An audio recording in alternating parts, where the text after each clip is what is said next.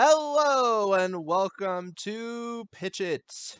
Yes, on this show, we will be taking pitches from our audience. And so, this is your chance to try out your stories, try out your blurbs, try out your pitches. Think of us as if we were an agent in an elevator or something like that. And you're going to do that little elevator pitch because you just got us for a few seconds. So, before we do that, though, I'm going to do a little bit of an idea on how you might adjust a pitch if you are ever meeting anybody or if you're working on something. And that is, ask yourself this question. For the purposes of your story, what does the protagonist need to learn? What does your main character need to learn in order for the story to work, for it to take place, for them to defeat the antagonist? Usually, the antagonist is some sort of obstacle, it's something keeping them from what they want or what they need. And in order to get past them, they have to learn something. Otherwise, it wouldn't be much of an obstacle, right? They would just get past them in one try. So, what is it that they need to learn? And ask yourself, how is it that they learn that? Usually, it's through a character I often call the relationship character. Some people call them the guardian. They're the people that come through and they kind of explain the universe to the protagonist and a little bit to the audience and give them that advice. But this is something that you need to ask yourself, because what this lets you know is what the protagonist where the protagonist needs to go in terms of the tension point, and what's holding them back, because all of that is important for the pitch. Because for a pitch, you really want to describe the antagonist and the protagonist and the relationship to each other, and make that antagonist something that seems insurmountable, because that's really the tension point that is going to drive the majority of your work. So, certainly a great voice helps, certainly a great character helps, but that big, tension point in the middle of your story is going to inform the majority of it. So, that being said, we're here to look at pitches. So if anybody has a pitch, feel free to throw yourself out there, raise your hand or whatever. And for those of you who are watching us on YouTube, let me straighten my tie a little bit. Okay. For those of you who are watching us on YouTube, um, you can join us here in our studio at autocrit.com/live. And you can be a part of our studio here and give a pitch in here. So, do we have anybody in here who is looking to give a pitch? Hopefully.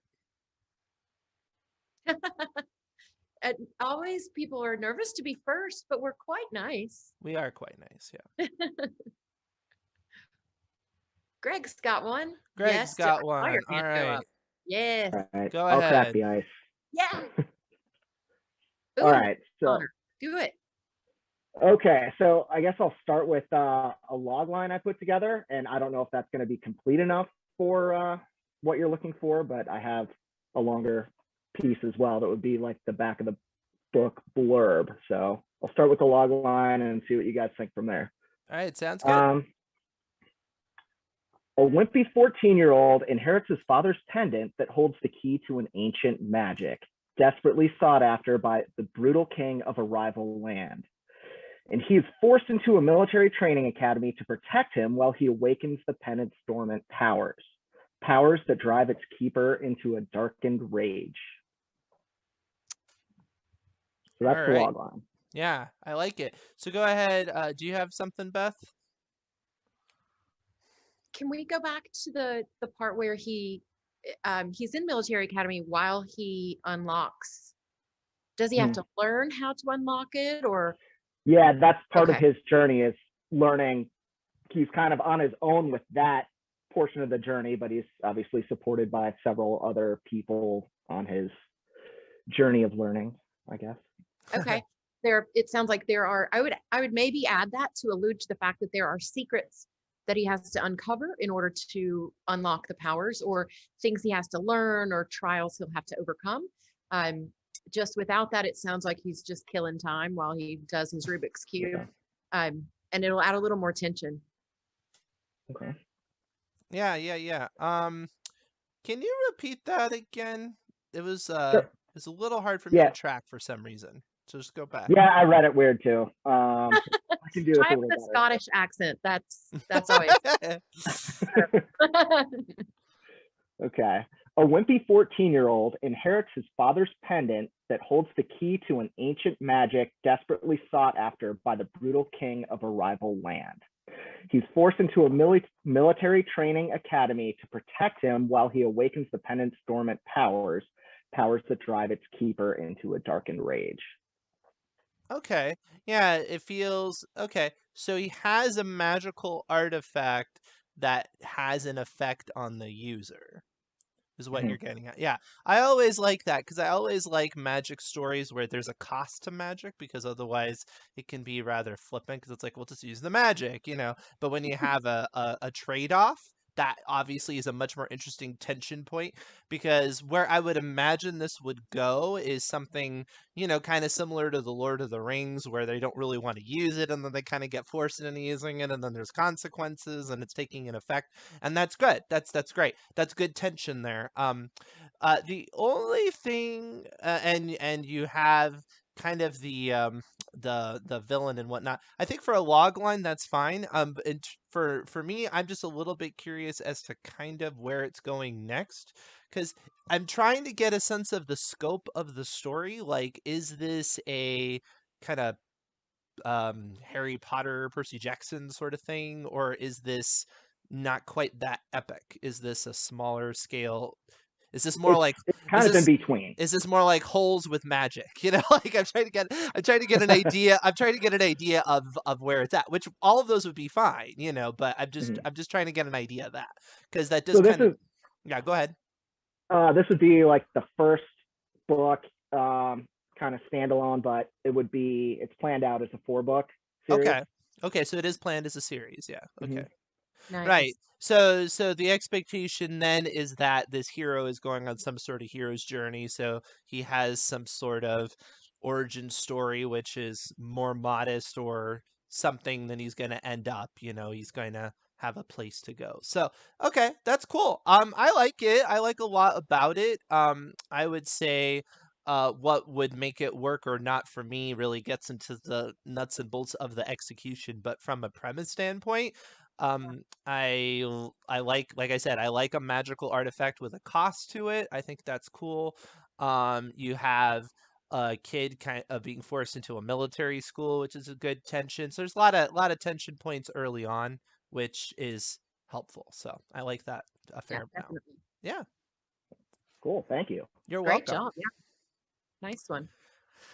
All And I like right. So, I oh like yeah, that go ahead. it came with the statement like, I have a log line and I have a blurb, and we can do both or either. And then I'll yeah, so it sounds like you went to our deep dive live last week. So all about log lines and taglines and blurbs. So This is the first one I've been able to attend live, so great. but I've been checking it out on YouTube and following along. Awesome. Nice. Awesome. Well, Nice. Yeah, thank you for joining thanks me. for doing all these. Oh, you're Oh, yeah. welcome. Yeah, it's our pleasure. When we say it's our pleasure, like it actually is. So oh, Oh, Elizabeth. okay. So Liz Mason said Yeah. she's just got time, so she's got to put this forward because it's later where she's at. Okay, so she says Scarface, the leader of the breakaway group from the militia, controls a bunch of disenchanted renegades. As young men conscripted into the Xano PF when 14, felt they were bringing money to their families from a safe but poor background. These boys grew up in a hard-working homes but led a simple and happy life, enjoyed being at school until 14. The shock to their system changes them completely. Okay, so I'm just trying to unpack this a little bit. Scarface, the leader of the breakaway group, controls a bunch. So you have a bunch of disenchanted renegade um, breakaway group from a militia. They were conscripted when they were 14 years old, and okay. I mean, I definitely see the tension point. This is a great this is not a bad premise. What it doesn't exactly tell me is kind of the therefore what. You know, he's controlling a bunch of disenchanted renegades and all of that. and because I'm a little bit confused if you're talking about the breakaway group from the controls renegades. So are you saying these are people that I'm guessing escaped from this group that they were conscripted into when they were 14? I believe is what you're getting at. And now they are a bunch of disenchanted guys. They joined this military to bring money, and now they are kind of on the run. So that's not a bad premise. What it doesn't really tell me is kind of a therefore what. Are they kind of trying to take down the whole system? Are they now going to be hired by other people? Like, yeah. Do you mind sharing like kind of a neck, or I'm missing the point entirely, Liz, there? Because Hey, are I'm you frozen by chance? am I frozen?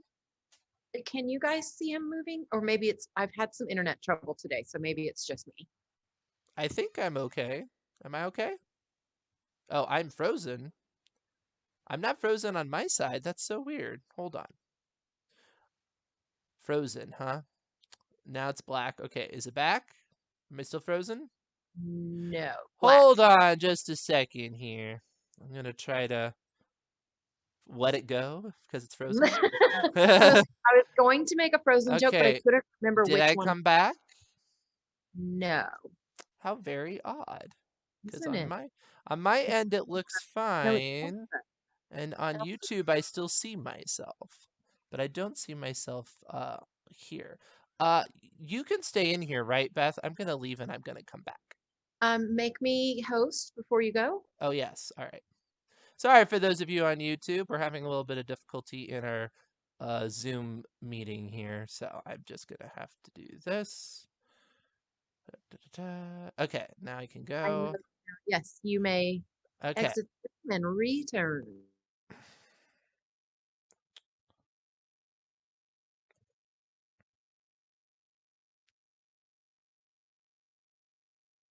And for those of you on YouTube, I am now rejoining that Zoom meeting, so it'll be just a second. A little behind the scenes here.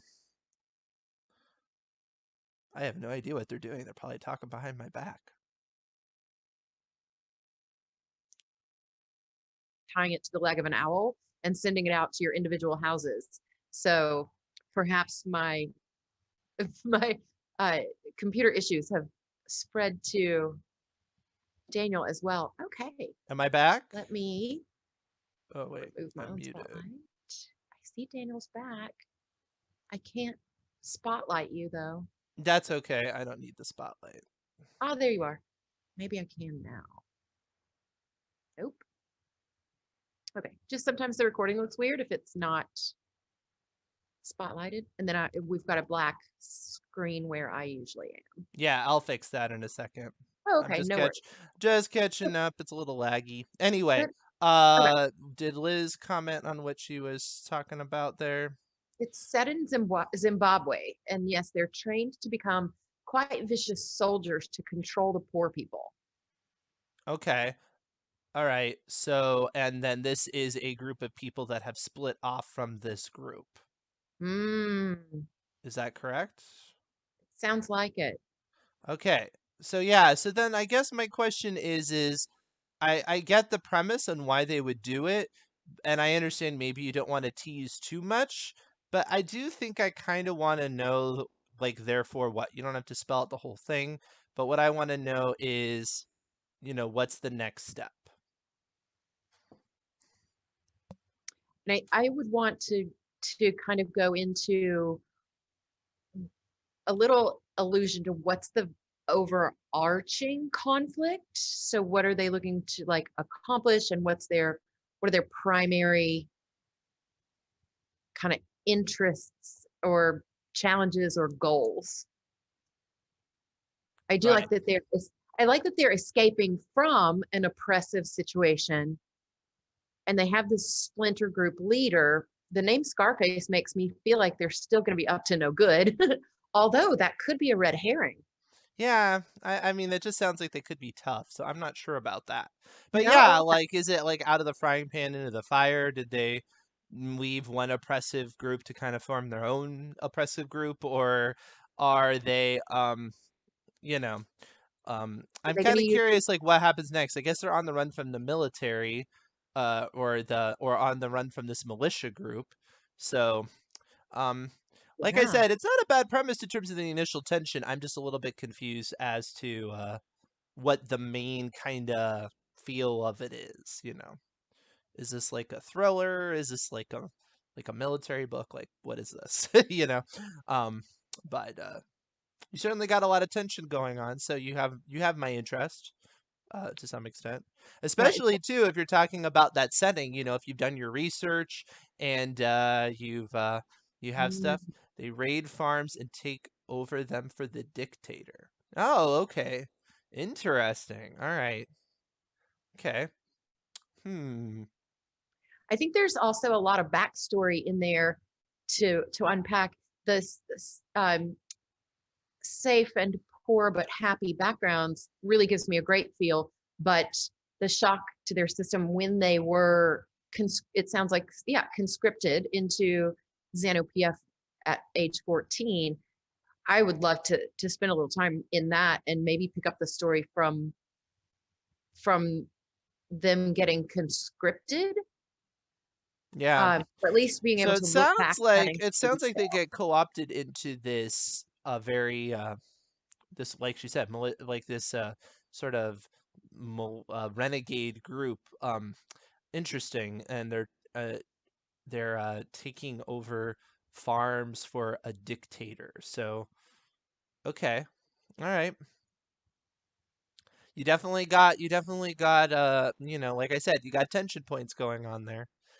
It doesn't quite tell me the character tension. Like, are they upset about that? Are they going along with it? Because you talked about a shock to the system, but it was a little vague as to what that precisely meant. Does it mean they are concerned politically, or are they on the side? Are they kind of forced into it? So, but some good ideas there for sure. I just don't think I have quite enough information to really speak any further about that. Um, looks like Bob has a file here. I'm trying to get it to load. Doo-doo-doo. Maybe I should hit the click to open button. Yeah, this is a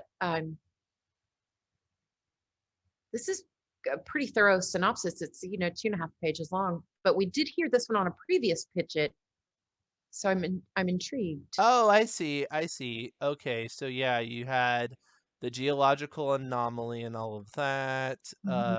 I'm just gonna kind of skim this over. This is a lot rather involved. Let's see where we get to stuff. So we have uh, okay. Brad intercepts Steve as he comes into work and advises him a satellite subscribed by the Australian Antarctic Division has malfunctioned. They run a diagnostics test and the functionality is normal, but when they run a forecast, it shuts down. And then at the behest of the CEO, the technicians search for a virus, and then it gets worse, and there's weather patterns all over the world, unusual weather patterns, and things like that. Okay.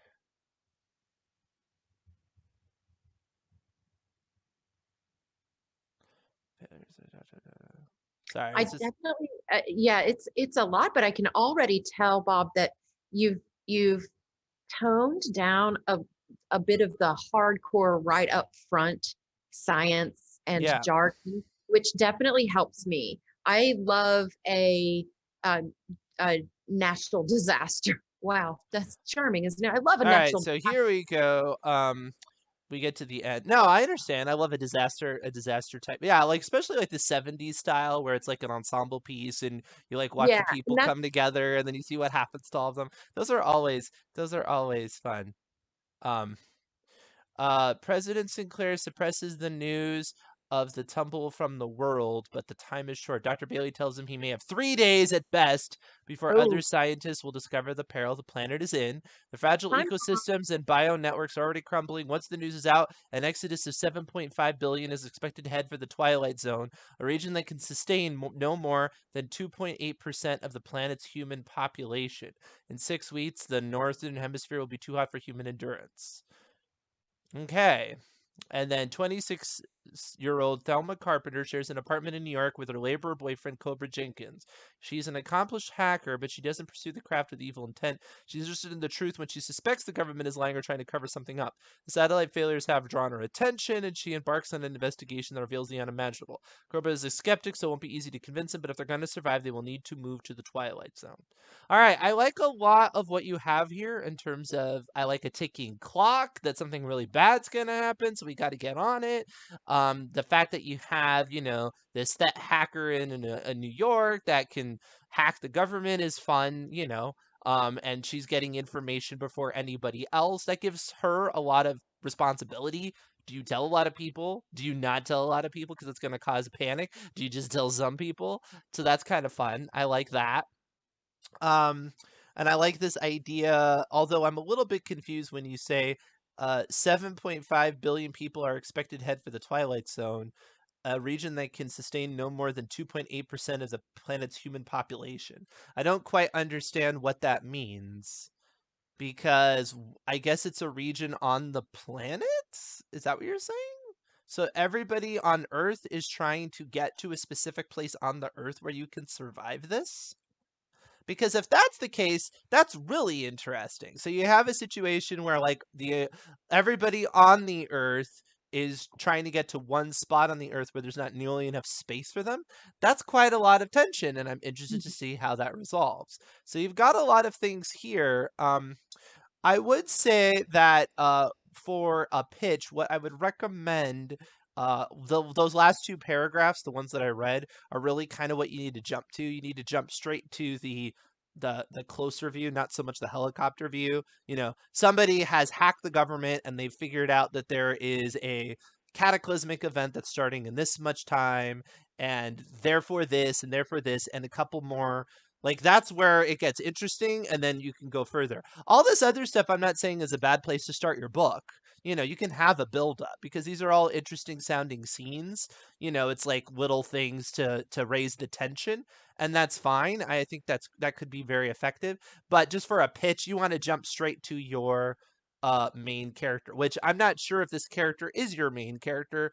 I don't know. They're the last paragraph. Maybe they're not. Maybe they're just one of the characters.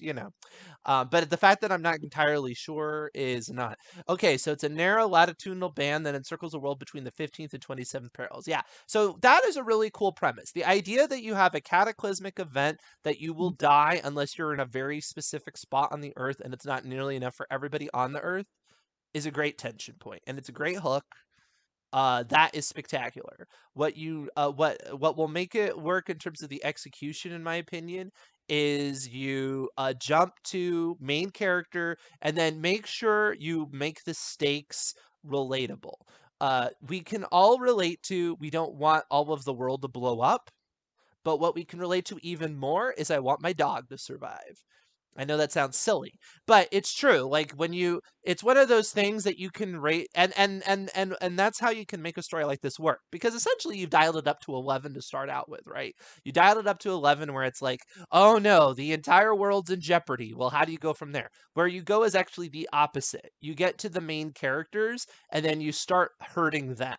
So you create characters that we like, and then we're concerned for them, and you're raising the stakes for those characters. But there's a lot of great premise to this. Really, just make sure with your execution that you don't dilly dally too much getting to that hook, and then also, like I said, think about the people because Mhm. that's what will make this work. The idea there's a limited amount of space. Who do I tell? Who do I not tell? Responsibility, all that stuff is really cool. There's a there's a lot of information and a lot of characters being introduced. So it is hard to tell who will be your main character. So I'm missing that emotional connection right off the bat.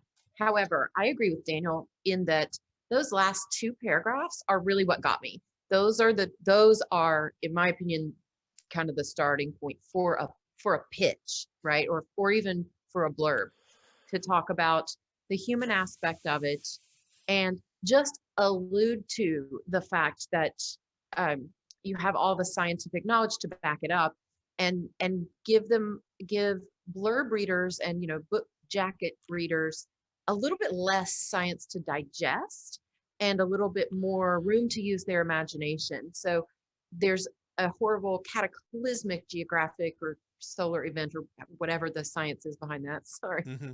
not a sci-fi gal. Or I even pretend to be a even a scientist. science person. But bringing it immediately into the impact to the human race, which puts those stakes very, very high, just as Daniel said. But the scope is really broad as well. So the stakes are high, but the scope is really broad. And so, I mean, I care a little bit about the whole human race, but I really care about that hacker who looks like she's on track to become my heroine, that president and his people who are burying the truth, who look like they're on track to become my antagonist. So I got much more hooked on those last two paragraphs. Yeah. And then you have the entire book to spell out more of the details around what actually happened. Yeah. It does make me think of a movie like 2012, Independence Day, something like that. I mean, the difference is in what will make it work well versus you could argue movies like that, which are much more about the special effects and kind of silliness. What will take it above that kind of just silly popcorn are those characters putting people in interesting, moral dilemmas, getting a little bit deeper with it and not having just as much fun with it, destruction, which it's harder to do in a book. A movie you can get away with it because you have a $200 million to make it look spectacular. But in a book, you really do have to care a lot more about the characters. You say that the antagonist is Mother Nature. I'm going to ask you to take a step back from that and think about it differently because um, even if that is like the inciting incident, I would say who's probably affecting your characters in the short run are other humans because they have something they're trying to do and there are people impeding them. Like, for example, people who want to get into this Twilight Zone and there are other people who are gatekeepers. So they're really the antagonists. I would try to reframe it a little bit. I would stay away from thinking of the Earth as your antagonist um, because I just don't know if that's really the case exactly. I feel like that's the tension point, but that may not actually be your antagonist. Just think about it from that perspective. Think about who are the direct relational people that are affecting the characters we care about, and what's stopping them from doing what they want to do. Um, because that's what's going to make it interesting. The Earth is going to do what the Earth is going to do, and that's a great way to create tension. But it's a great way to create tension between people, and that's what will drive the story. How the people react How to the what people react, Mother right? Nature is doing. Right. So, because how do you react? Can you control it? Is there any control? How do you decide who gets in the Twilight Zone? Who says what to whom? There are a lot of interesting ways of going about it. How are how are people trying to get into or get Right.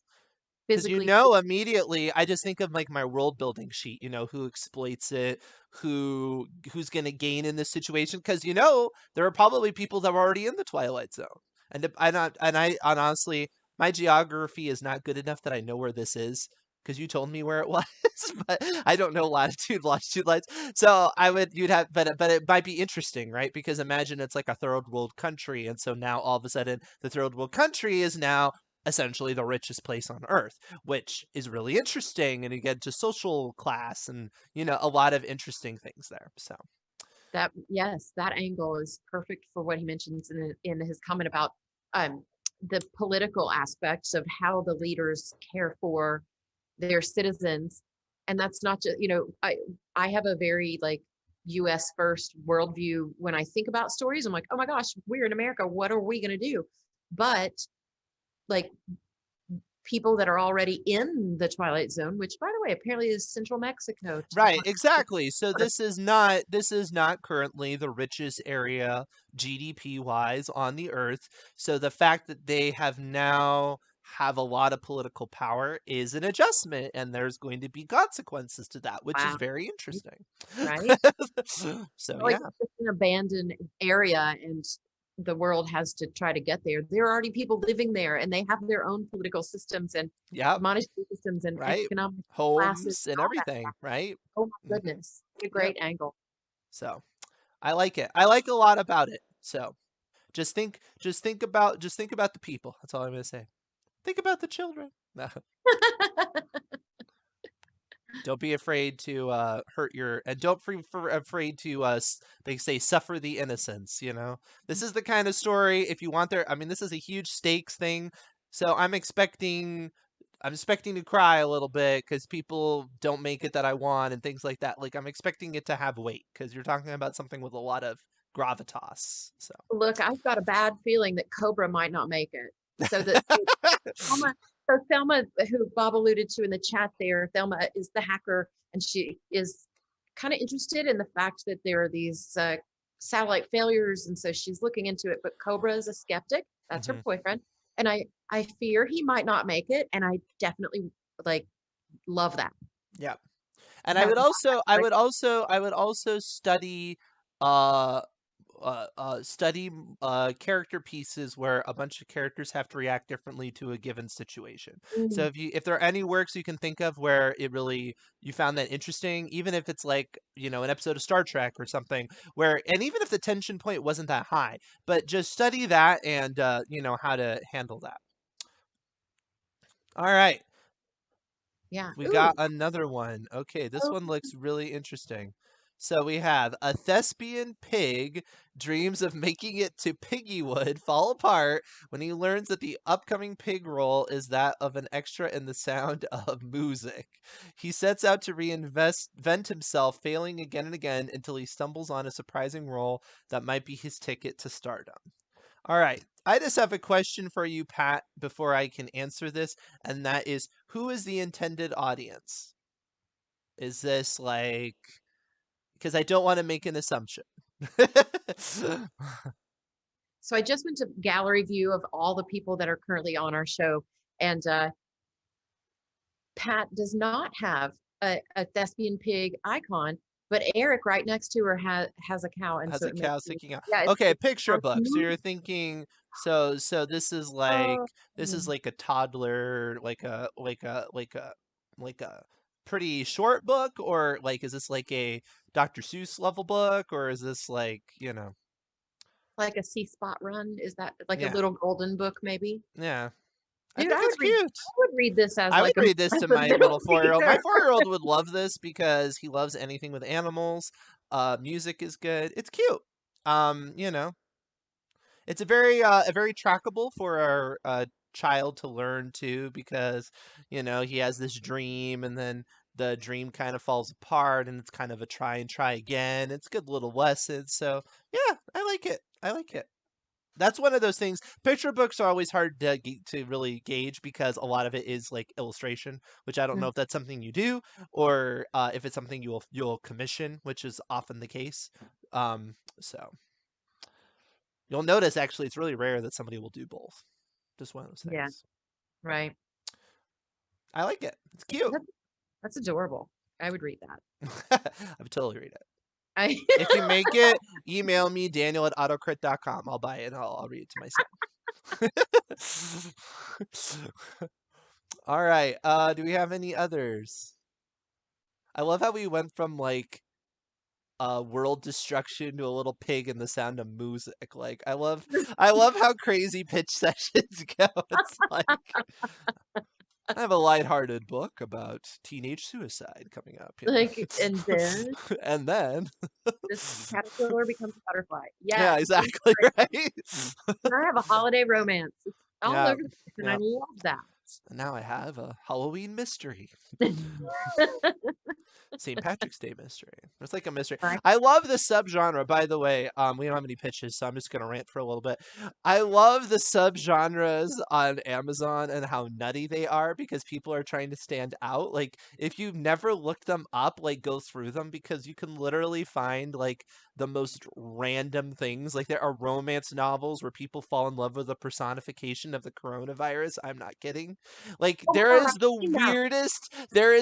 weirdest stuff out there, and it's because people want to stand out. They just want something for shock value. And I stumbled upon it. All I could say is so the algorithm picked them up, but but it just makes me laugh because it is fun. It's like when there aren't any gatekeepers, what's gonna happen, and you get some weird stuff.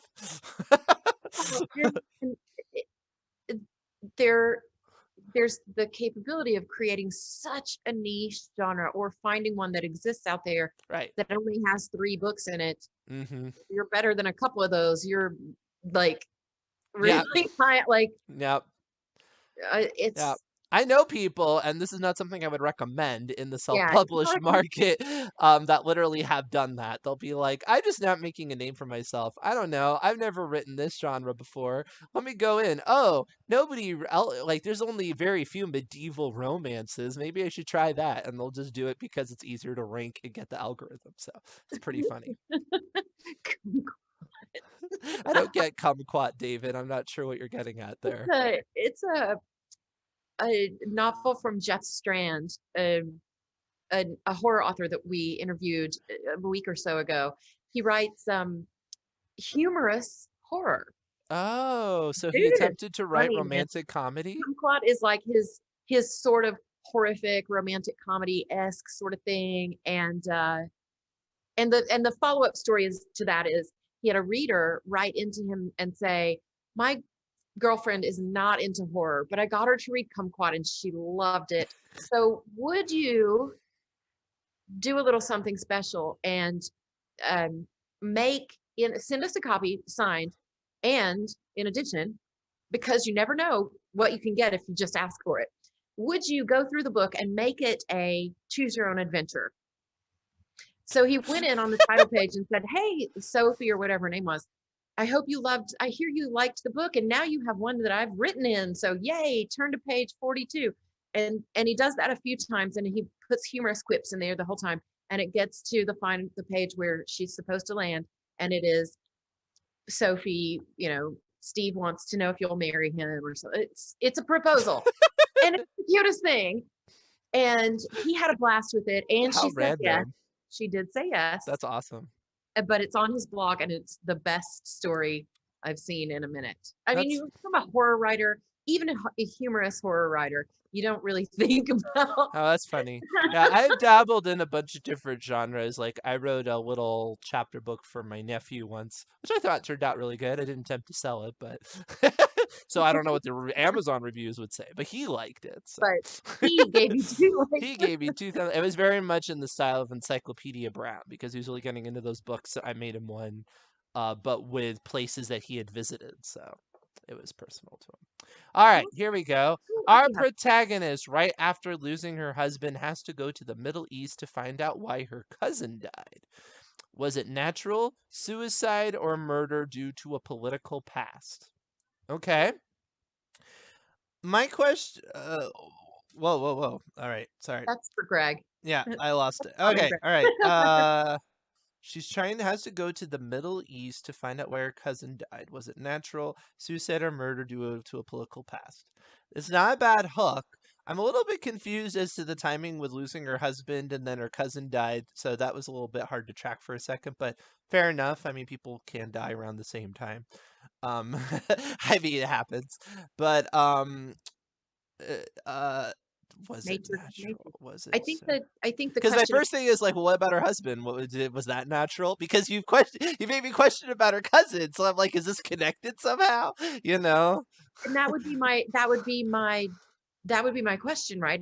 Is it important to know right now that she lost her husband, and give a little bit more about like lost her husband to a violent death or whatever it is in there, especially that if it ties can't it together.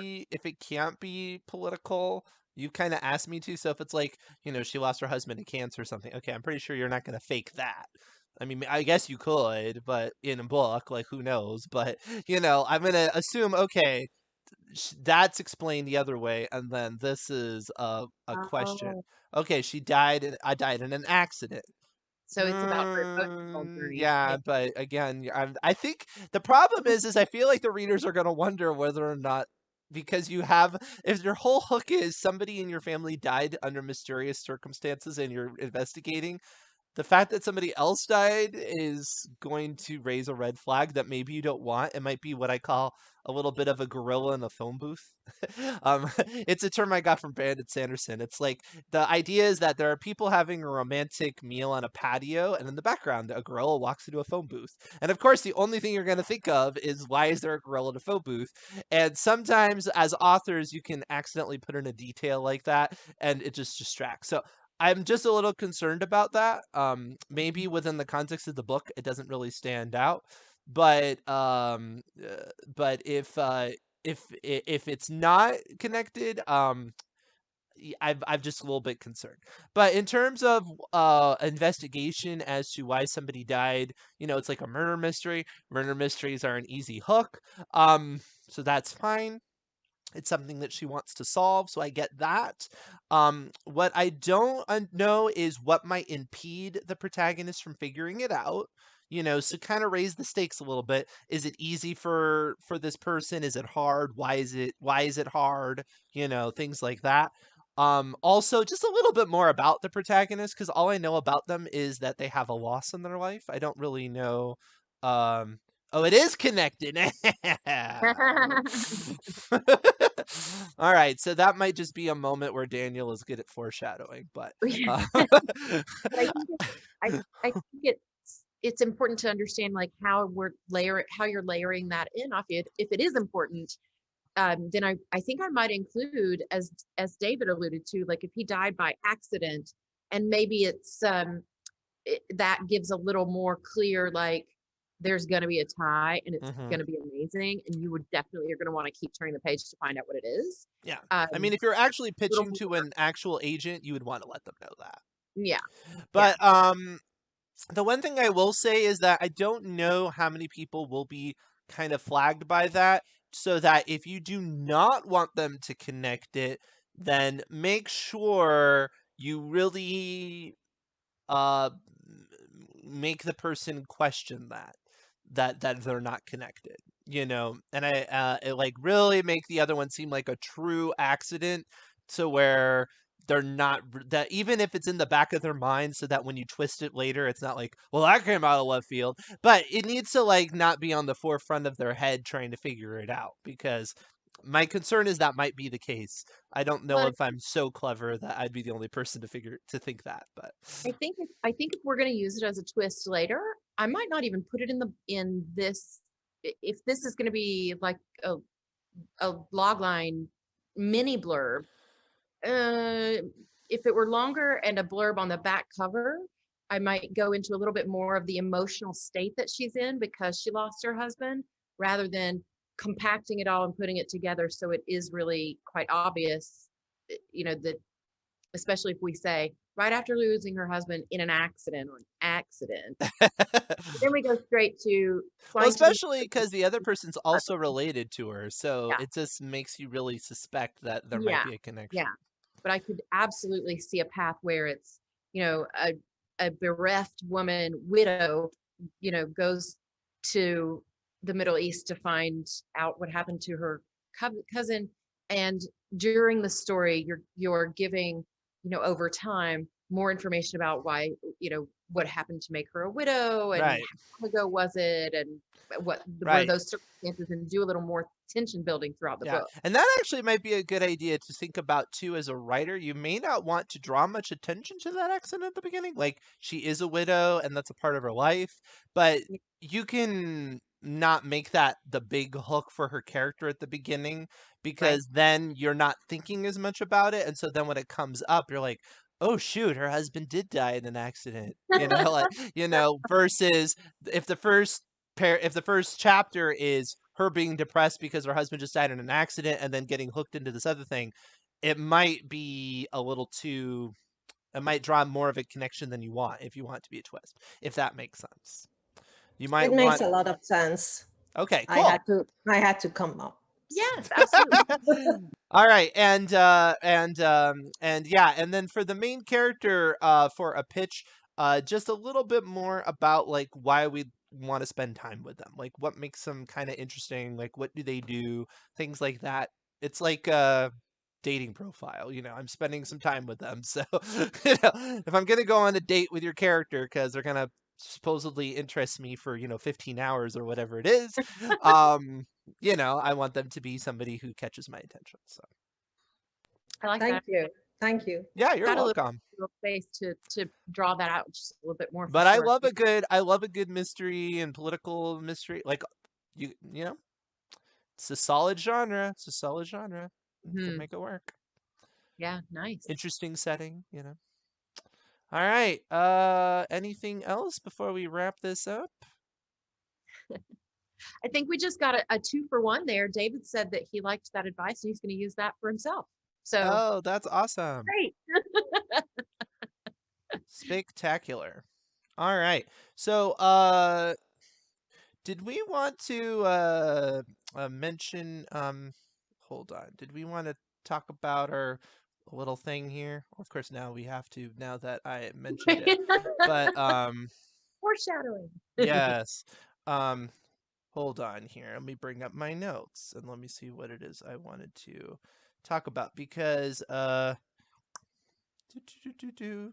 yeah, because we were looking into anybody who had works in progress or something you want read if you wanted to potentially contact us because we're working on some new offerings. AutoCrit, a little spoiler, but we're brainstorming some new offerings and ways for people to get their work out there and read, and we have some team members that are really good at beta reading. So if you have anything that you would like read, email me at daniel@autocrit.com. And this is also going on YouTube. So I see you out there, YouTube. Hey.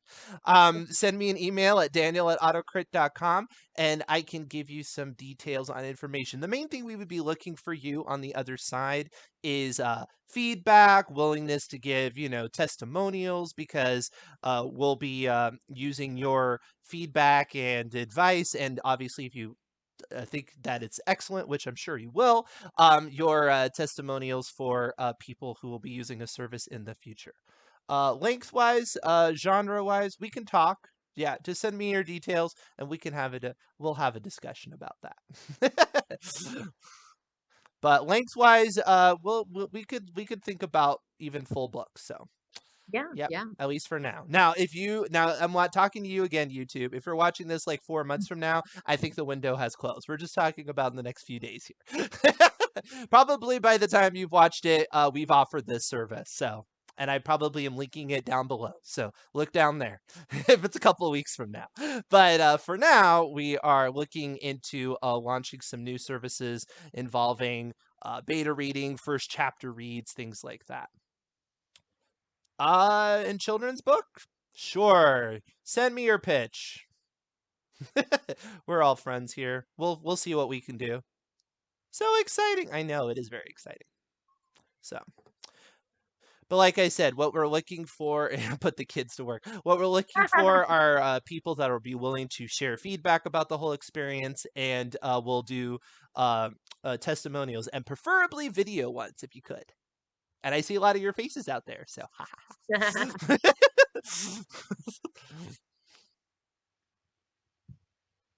You could be the person with the pants, like in a weight loss commercial, You know how they're like, this weight loss program won't be like this. You could be that for the equivalent of something that's not pitch it. No, we're talking about a new thing that will be deeper than a pitch. This is actual written work. This is Actual- like a beta read or a first chapter read, things like that. Yep. Sign me up. Yeah. This is a limited opportunity because it will Yes, not limited time it will offer. not be in this format for long because this is a valuable service. So we're just letting you letting you be our beta testers for a beta reader. Beta of the beta. The beta of the beta. So, because we love you so much. Thank you so much for joining me. That is great news. It is great news. Trust Yes. me, it's very exciting. I did not do a good enough job pitching my pitch, so I need to watch my own show. Well, Daniel. Well, you didn't quite set up the tension point of why you might want this service. Who's our protagonist and who's our where's the pit? Yes, Debbie. As long as you'd be willing to, in response, give us some testimonial feedback, all of that. That is what it's in response for. Yep. Yes. It's like on Amazon. It's like for an honest review. It's kind of a barter. I'll give you this product if you'll review it. Email me at daniel@autocrit.com. No worries, lady. I did not give a very good pitch to my pitch, so You were that should be like my little clip from the show. It's like, watch Daniel fumble his own pitch.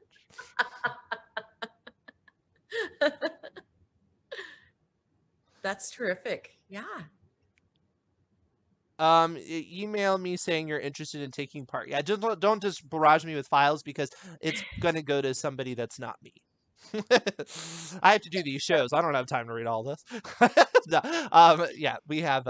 If you're interested, send us a note with your name, the title, the genre, the length, just a quick summary of what you have.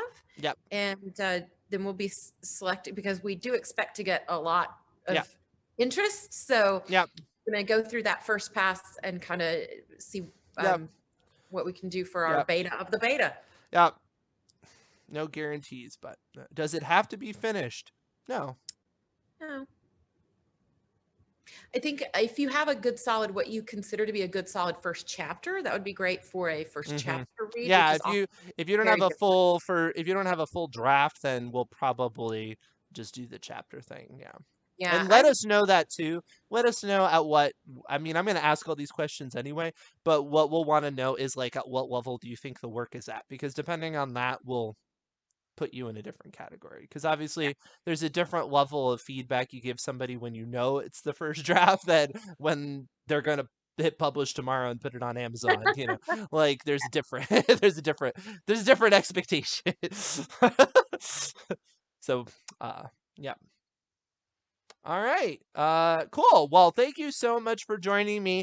For those of you on the West Coast or who like to stay up later on the East Coast, I will be doing my book blender at 10 p.m. and that's where we take a random protagonist, antagonist, setting and we put it in a blender and we see it comes out. It was fun. Last week we did Peter Pan and zombies, so you can watch that replay if you missed it. It was really cool. It actually ended up being a really cool parable about how growing up makes you into like a mindless corporate zombie. It was very very philosophical. I always like to go philosophical with my stuff.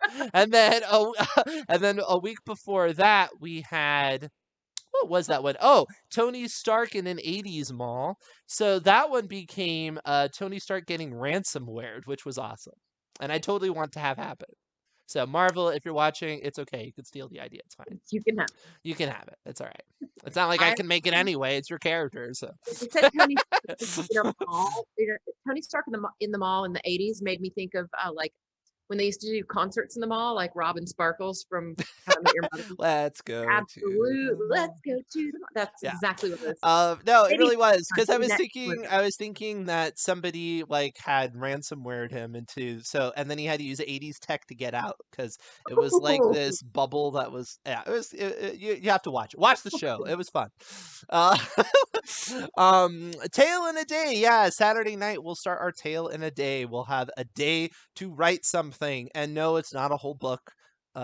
It's not Nano Deo or whatever. This is this is just 1,000 words, 2,000 words, outline, a hook, whatever you come up with. It's just a fun exercise. You get random prompts. Last time it was a raptor, a change in the weather, a warehouse, and I can't believe you did, or why did you do that? Yeah, and we got some really great ones. David sent me a really great one. Yeah, we got some really good ones. So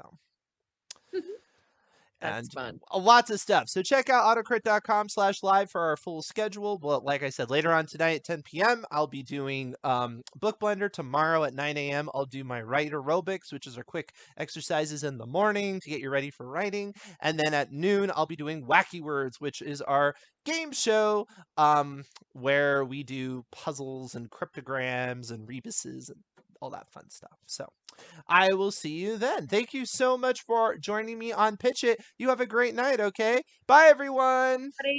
Bye.